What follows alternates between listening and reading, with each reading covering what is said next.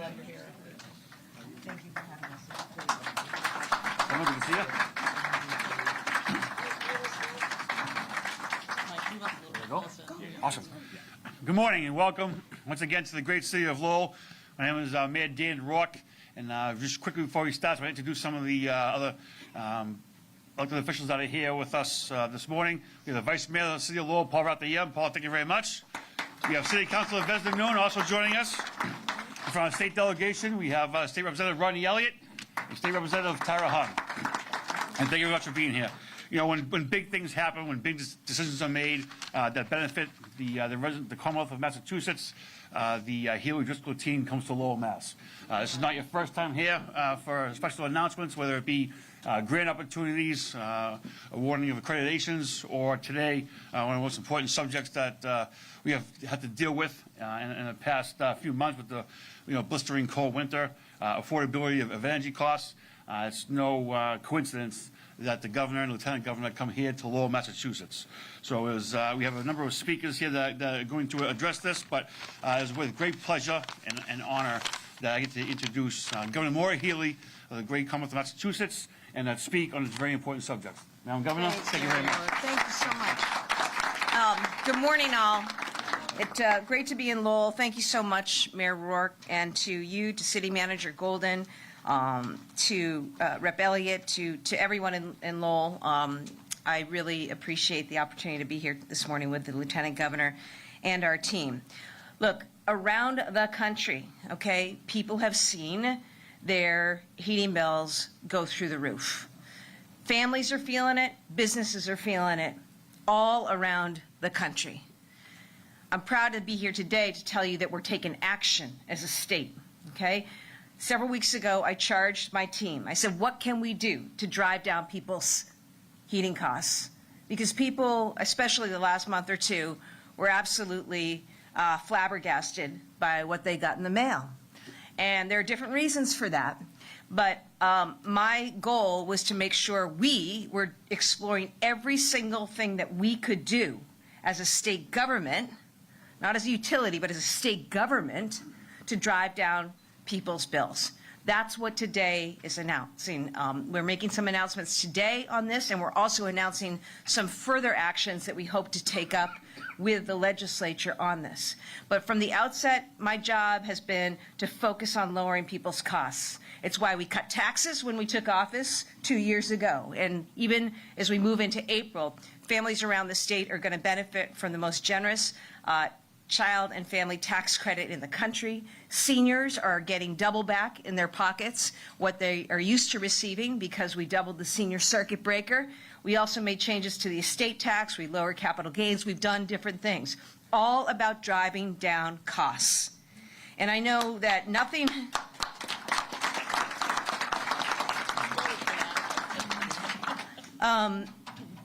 And we're working on driving down costs in other ways, all right? Every single day, I want you to know that this team, this administration, and I as governor am laser focused on lowering costs for people around Massachusetts. And one of the biggest budget busters that we've seen lately is what people saw on gas bills, electric bills, heating bills the last couple of months. So I'm here today with our fabulous Secretary of Energy and Environmental Affairs, Rebecca Tepper. I want to thank her and her team for the work that they did to put this together. I want to thank advocates who help people every day around the state take advantage of programs that save people real money. And that's what we're here talking about, saving money. I said for a long time, Massachusetts, we were ranked recently #1 state in the country for education, for health care, for innovation. #1 state to live if you're a woman. #1 state to raise a family. #1 state to have a baby. The only thing holding us back is affordability on housing. That's why we've gone so hard at building more housing in this state. And that's why I saw it and was able to see through the legislature that $5 billion Affordable Homes Act. We've got to build more homes, okay? I love this region, Lowell. I grew up the other end of the Merrimack River. In New Hampshire, I don't want to see people moving to New Hampshire. I want to keep people here. So we're building more homes. Every single day, every single week, we're driving that. But we're also taking on this issue of heating and energy costs. So, here's what I wanted to tell you. A few weeks ago, I told the Department of Public Utilities to act to lower costs. After we pushed on that, we got a 10% cut for gas bills in March and in April. We are glad about that, okay? So people are going to see 10% off starting March and April. But we're not stopping there. I also wanted to announce today, as part of our energy affordability agenda, a few things. First, we want to put cash back in people's pockets, some immediate relief. So in April, in your electric bill, you will now be getting a credit back of $50. I know that's not a ton of money compared to what people have been paying, but it is something. It is something, and every dollar counts. This is yours to keep, and between gas and electric savings, it means $220 million now, because of our actions. $220 million is going right back in the pockets of Massachusetts residents.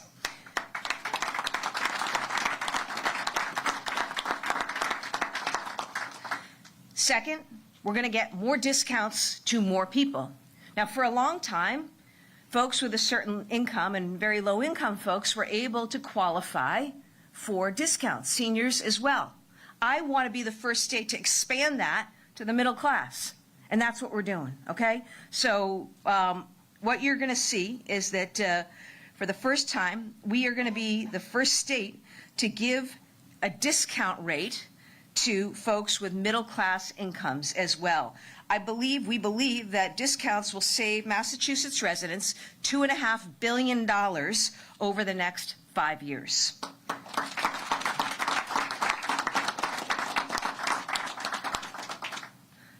Third thing we're going to do is we're going to do everything we can to take some of those extra charges off your bill.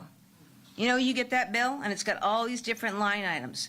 Well, what we're looking to do is to strip away and just take off some of those charges that people are used to seeing. And these charges have been added over the years for different reasons to cover the cost of building out the grid and different infrastructure. But we're taking a close look at them. And we're taking off. We're removing any, okay? We're getting the utilities to agree to remove any that just aren't absolutely necessary in this time right now when people are really feeling the pinch. Finally, we're also going to take steps to smooth out over the course of the year your month-to-month bills so that less of those spikes in prices will be there, which, you know, that's part of the issue, right? The bills are high, but it's also, they're coming out of left field. You didn't see it coming. And we want to eliminate that volatility so that families and people can plan their budget. We estimate that these steps taken together will save Massachusetts residents $5.8 billion over the next 5 years. Almost $6 billion we're going to save money back to you over the next 5 years. And we're not done. We're also going to work with our terrific colleagues in the legislature to file legislation excuse me, that will get our state on a pathway to cheaper and more reliable energy for all. And as I said, affordability has been our focus from day one. It's an important moment to double down on our efforts, particularly when it comes to this aspect. We'll be pushing hard to lower costs. We're not being helped by the Trump administration on this. The tariffs that he has announced are taxes on the energy coming into our state, whether it's gas, hydro, anything else. So I continue to implore the federal administration and President Trump not to impose tariffs on the people of Massachusetts, New England, or across this country. And every day you will see us taking action, working to try to lower costs for people. And at this time, I'd like to invite our great Secretary of Energy and Environmental Affairs, Rebecca Tepper, to say a little bit more.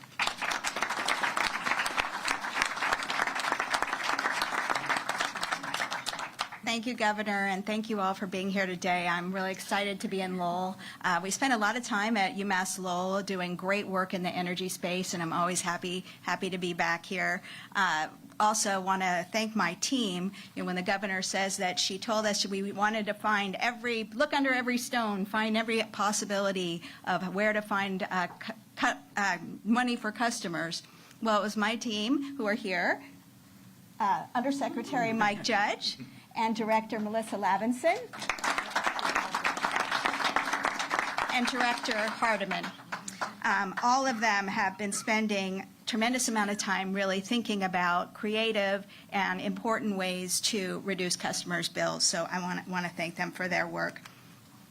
So really excited to be announcing this energy affordability agenda here today in Lowell. As I mentioned, we actually have used Lowell as a place where we can do pilots. And right now we have a really good pilot going on called the Home Modernization Navigator to help people bring more energy efficiency in their house and save money by electrifying. So we'll see how that pilot goes, and it's a real one-stop shop to make it easy for customers.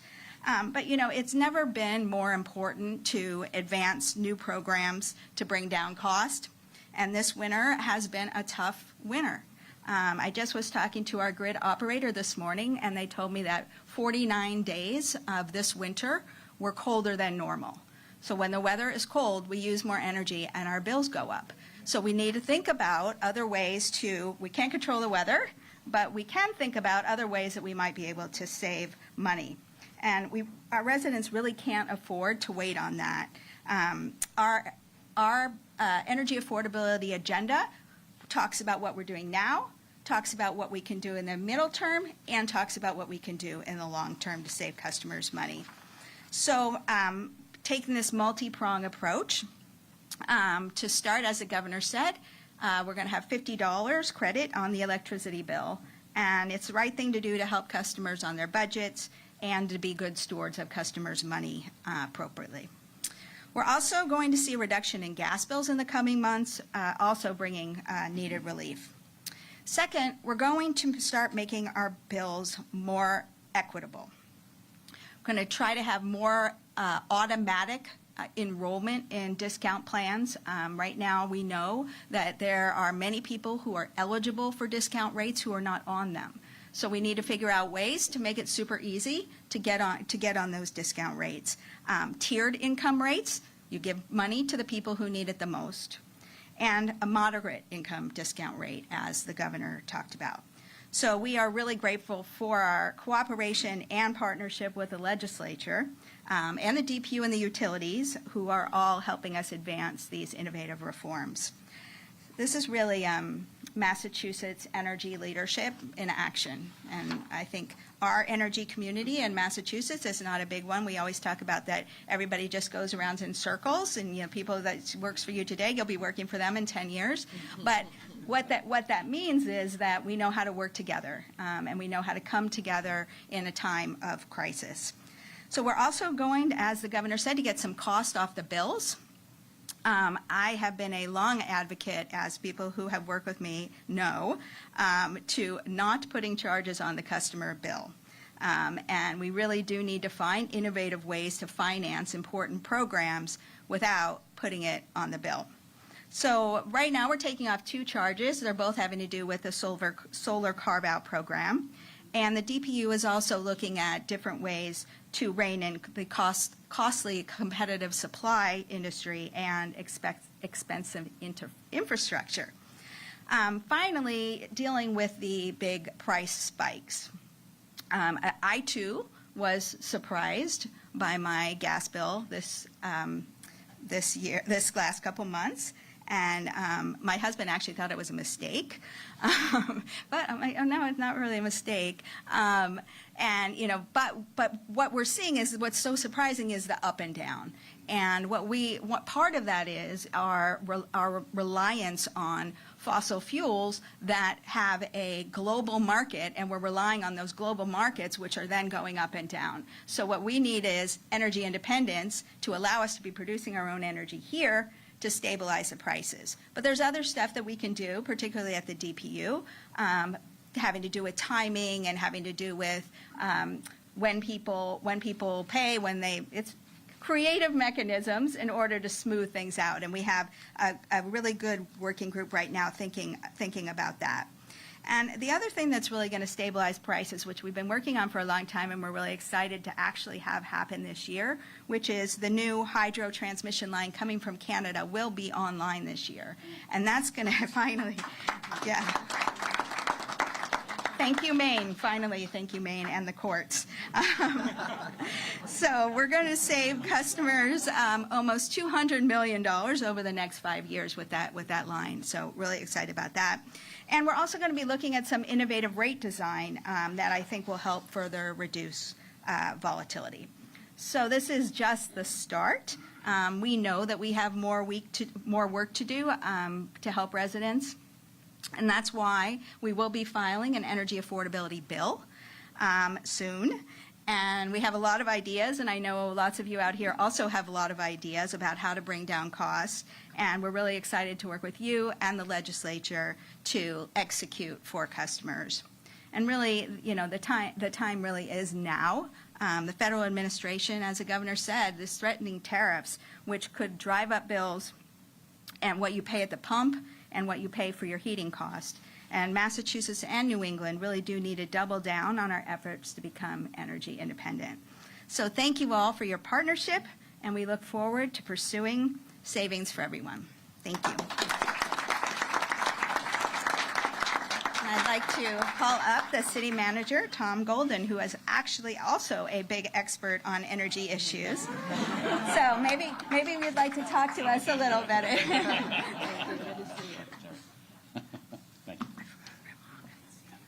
Thank you very much, Madam Secretary. That was many years ago. Telecommunication, utility, and energy with Mr. Judge, actually, was there. It's nice to see him. So it's very nice. But you know something? Something was mentioned earlier today about pilot programs, and the City of Lowell is always very excited to be part of the pilot program. To the Governor, to the Lieutenant Governor, Madam Secretary, thank you very much for choosing us to be here in the City of Lowell. Carl, thank you very much, CTI, for inviting us all here today, because so many of the residents here in the City of Lowell, you help day in and day out. And to CTI, I just want to say thank you very much for all that you do. As the councilors and the mayor and the delegation, Representative Hong, Representative Elliott, that are here today, we are absolutely dedicated to make sure that everybody throughout the City of Lowell is helped when it comes to these price spikes that we've been talking about. This is so vitally important to make sure. I mean, we talk about food, we talk about housing, and what next? The costs. When the costs start to get out of control, the ability for us to run a pilot program like this is so vitally important. With Catherine Moses, one of our energy folks, as well as Victor Vargas, who, by the way, the City of Lowell took a full-time job with Victor, and Victor has just helped hundreds upon hundreds of people throughout the City of Lowell to make sure that they can double down on the wonderful work that Mass CEC does in the Commonwealth of Massachusetts. So, Victor, thank you very much for everything that you're doing. We combine all these services, but with Mayor Rourke and with the councilors that are here today, the City of Lowell is the place that's going to make it happen, continue to make it happen. As the former chairman of TUE many, many moons ago, I'm very excited to see that we have the additional power coming down from our friends in Canada, that second line coming down. That was something that we all worked on together quite a few years ago, and it does take a long time to happen. But this is something to electrify not only the City of Lowell, which that's what we're 100% in favor of, but the entire Commonwealth of Massachusetts. But this cannot happen without people who are thinking and people who are forward-thinking, like this administration. Governor Healey, our Lieutenant Governor, Driscoll, they're really making things happen. The Secretary, I can tell you firsthand how hard that these folks work. Having worked in the legislature for a number of years, this is day in and day out of trying to make sure that everything is as affordable as it can be. You heard earlier, we are first in so many things, and this is something that we need to tackle. We are here in the City of Lowell to help with the affordable housing crisis, and we are here to help with this energy piece. So thank you very much for allowing us to be a pilot program. I now want to introduce Mary. Mary, one of our citizens of Lowell, is probably one of the smartest people when it comes to energy advocacy and when it comes to affordable housing. So thank you very much, Mary, for all that you do for the City of Lowell. Mary Womby, please come on up and say a few words.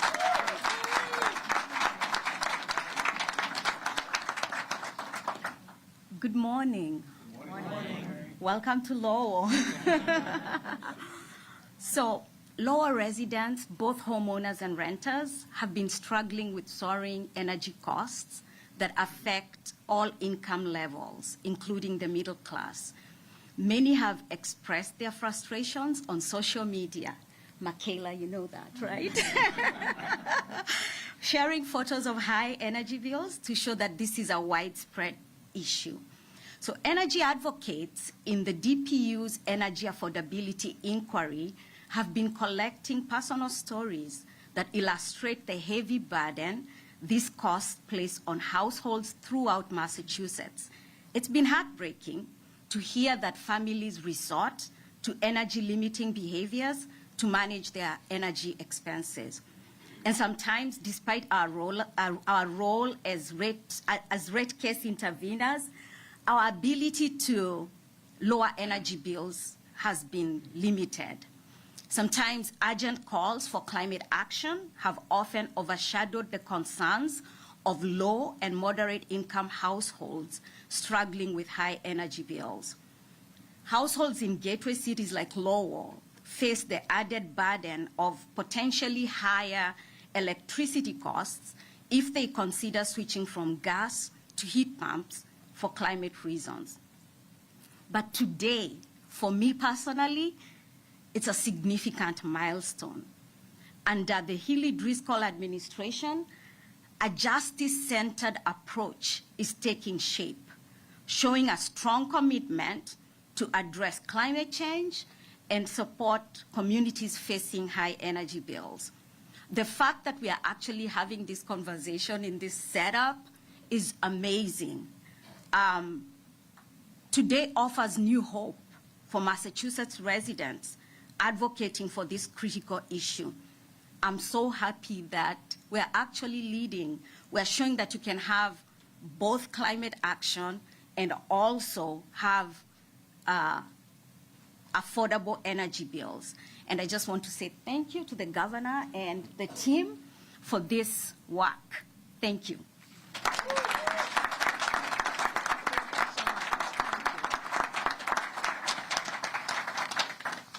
Great. Well, I think we want to bring forward now Carl Howell. Appreciate all you do. And thank you again for hosting us this morning. Good morning. Okay, this is an exciting event. I know you've had coffee and treats outside, so I'd like a little bit more enthusiasm. Good morning. Good morning. All right. Thank you all for being here today. It's an honor to welcome you to Community Teamwork and be a part of such an important moment for our community. As a community action agency serving more than 60,000 people across the Massachusetts, we are thrilled to be a part of this announcement. Energy costs have been rising for years. Our residents have been feeling the effects more than anyone. The need for action has never been clearer, and that's why it's incredibly grateful to the Governor Healey, Lieutenant Governor, and the administration for their tireless work, also with Secretary Tepper, to addressing this urgent issue. But before we continue, I'd just like to take a moment to recognize our board of directors that are here today, our president, Sheila Oach, our treasurer, Bernadette Wheeler, Rita O'Brien D., Marie Sweeney, Lynn Roderick, Mickey Cockrell, Sue Kim, Bopa Butselis, and Sotia Chemram.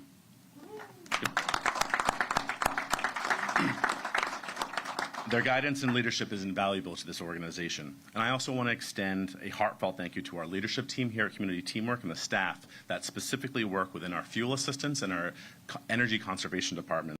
I believe they're here, some of them are here today, but our leadership team is our Division Director, Connie Martin, our Deputy Division Director, Barbara Warren, our Director of Energy Conservation, Larry Revere, and our Assistant Director of Fuel Assistance, Linda Del Roche.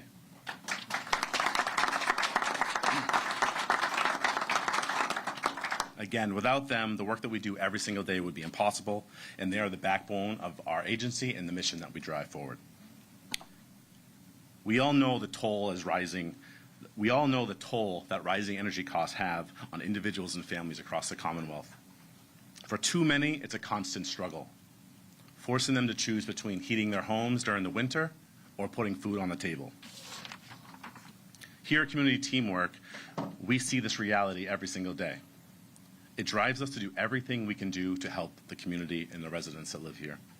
In the past year alone, we've helped thousands of families avoid utility shutoffs or have their utilities restored. But the demand continues to grow. Over the last 5 months, we've processed over 9,000 applications for fuel assistance this year. This speaks deeply to the need that we're seeing in our communities. In addition to that, we've seen an increase in first-time applicants, over 10% increase year after year after year. The need is urgent and it's vital. In addition, our Energy and Conservation Department has weatherized hundreds of homes just this year alone to ensure that homeowners and tenants have lower energy costs. However, excuse me, at the community teamwork, we create social change through education, housing, and economic opportunities. We address this need by the community by providing services with integrity, equity, and compassion. This makes us uniquely positioned to understand not only the struggles of the families, but what they are facing on a day-to-day basis. And with that said, we are also not in this fight alone. The partnerships we built with the local organizations, the local municipalities, our elected officials, and the unwavering support of our stakeholders has allowed us to make a real difference in this community. As the governor said earlier, she grew up at the opposite end of the Merrimack Valley. I also grew up in a neighboring town, and we spoke a little bit ago about how we actually went to rival high schools. While we were rivals back then, I'm proud to be a strong partner with her in the administration in addressing not only the challenges of the Commonwealth, but also the successes of the Commonwealth. Thanks to the governor's leadership, the lieutenant governor, and Secretary Tepper, we have the opportunity to tackle these issues head on, and the governor's initiatives are a direct response to the needs of this community and across the Commonwealth, and we are deeply grateful for that. At this point in time, I would like to call up the governor back up to the podium to take any questions regarding these initiatives. Thank you very much. Thanks, Carl. Thanks for the great work that you and everybody at CTI does. And we are one team here in terms of doing all we can to drive down people's costs. And I hope you get a moment, and for those in the media, make sure you cover like the stuff that's on the placards. This is what I'm talking about. When I asked the team to come up with real stuff, there it is. So you take a look at what your average April bill was going to be, and you can see how the things that we've done have resulted in savings, and, you know, big savings. You're talking a couple $100s off somebody's bill, or in some instances, $90 off somebody's monthly bill. That's what I'm talking about. And I really want to thank the team for digging in to identify what we could do here. And also, you can see on this chart here, when we're talking about some of the programs that money's been collected on, okay? And they've funded certain important initiatives around energy efficiency and around building out the grid. Now we're going to take some of that pot of money and we're going to put it back in people's pockets, okay? And that's also going to help lower costs. So I just wanted to make sure people had an understanding of that. Any questions about this on topic? Good morning. When you and I spoke a couple of weeks ago, you talked about Mass Save, because Mass Save and the Gas System Enhancement Plan on gas bills are two of the big drivers. They're state-mandated programs. I know you would need maybe legislation to change them. Are you open to changing how they're funded? Because they're funded based on usage, and when usage goes up, people end up paying a lot more into those programs. Yeah, I'm glad you brought up Mass Save, Ben. Let me just explain to folks. Mass Save, it's a program that the legislature put in years ago. It's actually served an important purpose. And in fact, if we didn't have Mass Save, our electricity bills would be 14% higher than what they are, okay? So Mass Save has been serving its purpose. That said, I did a few weeks ago ask that we take a look at that, and in this moment that we're in of high prices and volatility, and that's why we saw some savings come off of Mass Save. I've also said that we should be open to looking at any and all programs, and that's what we're doing going forward together with the DPU to see if there are things that we should change or eliminate or reduce in the time that we're in. Governor, are there other specific charges or programs you're targeting to be eliminated? Rebecca, do you want to say anything to that? Sure. We're actually like literally going down each charge and analyzing whether it's something that could be modified, whether it's something that could go. Yeah, come on up here, Secretary. Yeah. Great. So we're literally going down the bill and looking at every single charge and trying to decide whether something might be modified or whether something is no longer has served its purpose, or should stay the same. So we're in the process of doing that analysis now. Was the solar carve-out already coming off the books? You guys noted that, but I guess I'm trying to determine whether that's something you're phasing out now or was already being phased out. The solar project would have phased out at a certain point, but we're phasing it out now. We accelerated it. Thank you. We accelerated it, and we looked at, the host of programs. We've got alternative compliance programs that have been put in place by the legislature over the years. They've served an important purpose, as I said, in terms of building out clean energy infrastructure and helping in that way. But with that fund there, we thought it made sense, good fiscal management. Okay, take some of that money and give it back to ratepayers right now in this moment, and that's what we're doing. Governor, can you talk a little bit about the automatic discount and then what's that going to look like for the middle class, and kind of give some examples of what that might be? Sure, and I'll invite Secretary Tepper up to speak, but everybody's getting hammered on bills, right? Every business is, every resident, no matter what obviously if you can afford it, it's a different thing. You're not going to feel the hurt as much, but everybody is seeing higher bills. We thought it was important to not just expand protections for lower income folks, but to just expand the number of residents who would see discounts and have access to a regular discount program. So that's what we're working on right now. More details to come on that. I don't know what Secretary Tepper is prepared to share right now, but this would be the first time that any state in the country has provided a program to provide discounts specifically to middle-income folks in their state. What income level? What number? We're going to get more specifics on that. Governor, you mentioned reducing or getting rid of some unnecessary charges, we call them, on our bills. How are the utilities companies reacting to that? Well, Secretary Tepper, why don't you come up and speak? No. Look, we're in this together, okay?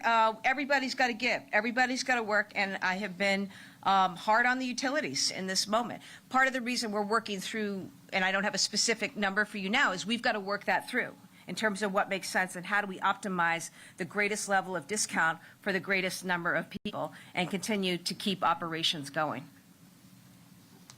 I think that the utilities heard the governor loud and clear, and so they're coming to the table and helping us think about different ways to reduce costs. One follow-up question to that, sorry.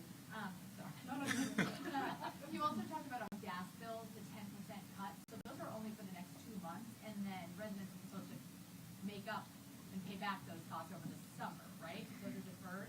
So no, that's not. We expect that all of it or almost all of it will not be deferred and will be real cuts. Yeah. But that's not the way it is right now, right? They're set up currently as a deferred plan, originally with interest, now not with interest. Because this is a sort of wonky, but because the DPU issued cuts to the Mass Save program, which was already being seen in people's bills, that cut now will save people money right away. So not deferred. $50, that's 1 month, right? $50 1 month in the electric bill. How soon some of these other ones can they expect them actually to become reality? I assume each one has a different way it can happen, and when can they wish list some real? Well, the whole thing is a 5-year plan, but we're going to, as soon as we can implement something, we're going to implement it, and I think this new legislation will help us do that. Well, I It's a think 5-year the plan. savings is recognized. The Over 5 years. Okay, so just $6 billion over 5 years, okay? The programmatic changes are going to happen as soon as we can make it happen. And again, I was before you guys, 6 weeks ago, banging on the utilities to take action. I asked my team to take action. We're here today with some action, right? We got the utilities to lower and provide a discount on everybody's bills. We got $50 going back in the pocket of every ratepayer in the state this month. And we're going through the process of eliminating as quickly as possible program charges on people's bills so people don't have to continue to pay that. I also expect to be filing legislation in the very near term and work with legislative colleagues on other things that we can do. It is good news about hydro coming in. Again, I pray that We don't see tariffs on those electrons because that would be counter to the purpose of lowering costs, because, you know, that alone was going to save us a lot of money and bring needed energy into the region. What do you see the critics who say that the real bugaboo, the real problem is the Healey administration's hostility to natural gas? Oh, God. I know people say a lot of things, and people say a lot of things that just aren't true. Let me tell you about that, where back when I was Attorney General, my job was to protect ratepayers, all right? Whether you're a homeowner or whether you're a business owner, at the end of the day, my view was it should be utilities and private equity companies that should pay for building out infrastructure like pipelines that's going to yield them boatloads in return, right? And that's actually what the law here is in Massachusetts.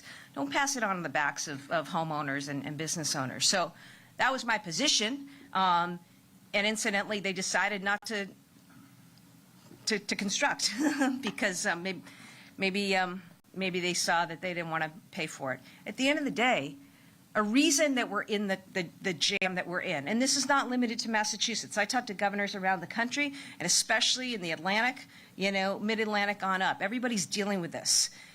We don't have true energy independence. We're too subject to what's going on with international global markets, right, around oil and gas. What did you see jack up all of a sudden? Your gas bills, okay? And part of the reason I'm so frustrated that a federal administration would take wind off the table, that's a source of our own, homegrown, right here. You know, we're not a state that drills oil, right? We don't have that here. We're not, you know, there are some states that do that. What does Massachusetts have? We have the Saudi Arabia of wind right off our shores. We've got some of it churning already. We've got other projects in deployment. That's going to be a game changer. That's going to drive down people's bills for businesses, the cost of doing business, and for homeowners. It's really important that we lobbied hard to get that hydro down from Canada. We need everything, you know. We need, I've said everything should be on the table when it comes to energy sources in Massachusetts. We shouldn't be the federal government and the Trump administration should not be taking any options off the table when it comes to energy independence. That's true. That's true American independence. I don't want to be subject to the wills of Russia and international markets, right? I want us to be able to take care of our own, do what we need to do as a region, not just as a state. And there's a way for us to do that. But in the interim, we've got to deal with, you know, what's right before us. And that is, you know, making some of the announcements and changes that we did today. Does New England need a new natural gas pipeline? Yeah. Does New England need a new natural gas pipeline, do you think, as a whole? Governor Lamont has spoken about this, the Jones Act, having everything come in by ship. Do we need a new natural gas pipeline? Well, let me give you the specific figures on what we do have for gas coming in, because people don't probably realize we actually bring in a fair amount of gas already. Do you want to speak to that, Rebecca? You know, Massachusetts right now is keeping the Everett facility open. So we are providing a significant amount of natural gas through liquefied natural gas to the entire region. Through ship, but not through a pipeline. Through ship, that's right. We have a huge natural gas surplus in Pennsylvania.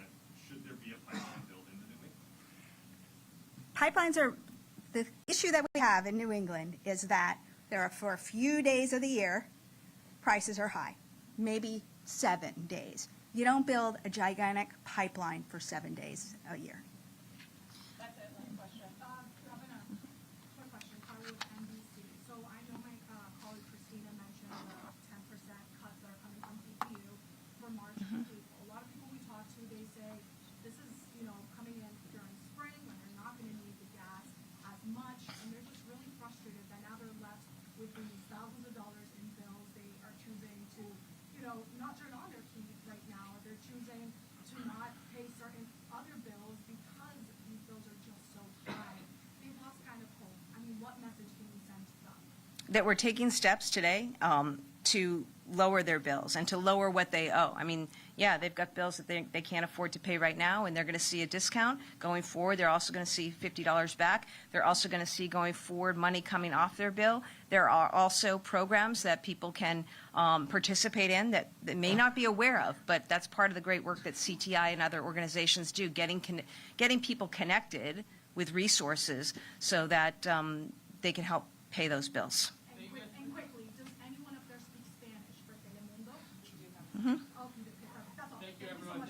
Okay, thanks, everybody.